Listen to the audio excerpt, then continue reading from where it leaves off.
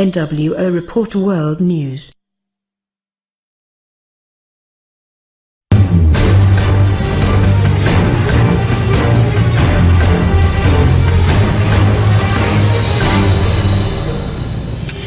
Well, lunatics and dumb people in Washington have wasted the last 2 years of your life in a frenzy over Russia's supposed influence in our elections. Lost in the hyperbole and commotion and hysteria has been a real story: China's active, pervasive, and ongoing espionage against our country. Most of the press seems completely uninterested in that, but we are interested in it. Now, according to a new report by the Daily Caller, a Chinese-owned company successfully hacked Hillary Clinton's private email server, the illegal one that we used to talk so much about, and by doing that got real-time access to the emails she sent and received as Secretary of State. Kind of a shocking story. Dr. Michael Pillsbury is author of The 100-Year Marathon, China's Secret Strategy to Replace America as the Global Superpower, the single best book on that subject, and he joins us tonight. Dr. Pillsbury, thank you for coming on. So we have a story about this that seems solidly sourced. But my question to you is broader. Does this seem possible? Does it seem likely? Does it shock you? It explains a lot, frankly. Hillary Clinton had a lot of problems with the Chinese, and they often seemed to know her moves in advance.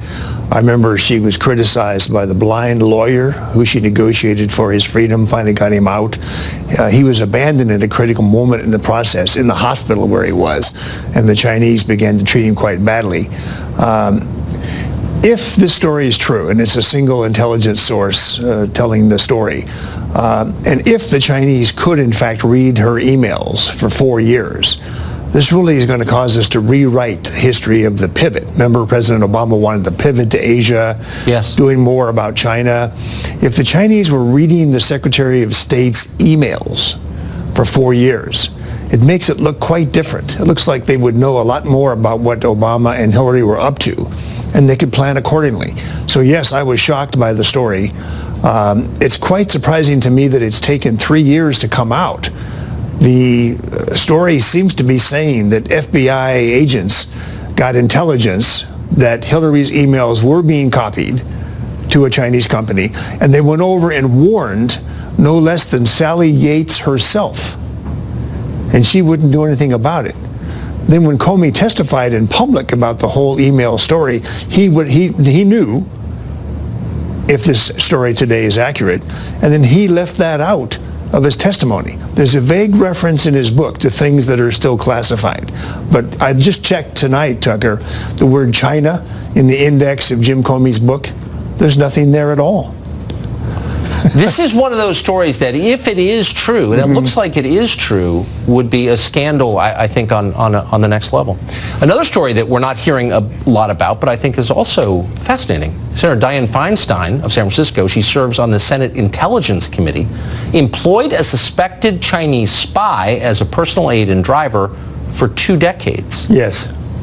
So why wouldn't that be a member of the Senate Intel Committee employing a member of Chinese intelligence or someone working for Chinese intelligence? It's surprising, and it's a bit ironic because Senator Feinstein has been quite outspoken for more than 20 years as a champion of China. When she was mayor of San Francisco, Shanghai was the sister city. She visited there a lot with her husband who does business in China. So this amounts to spying on a friend of China. Senator Feinstein is not sort of a hawk on China, has been a critic. But more recently, she's been changing her views. She actually supported the so-called CFIUS reform to crack down on Chinese investment in America. She's one of the original co-sponsors of the bill, actually.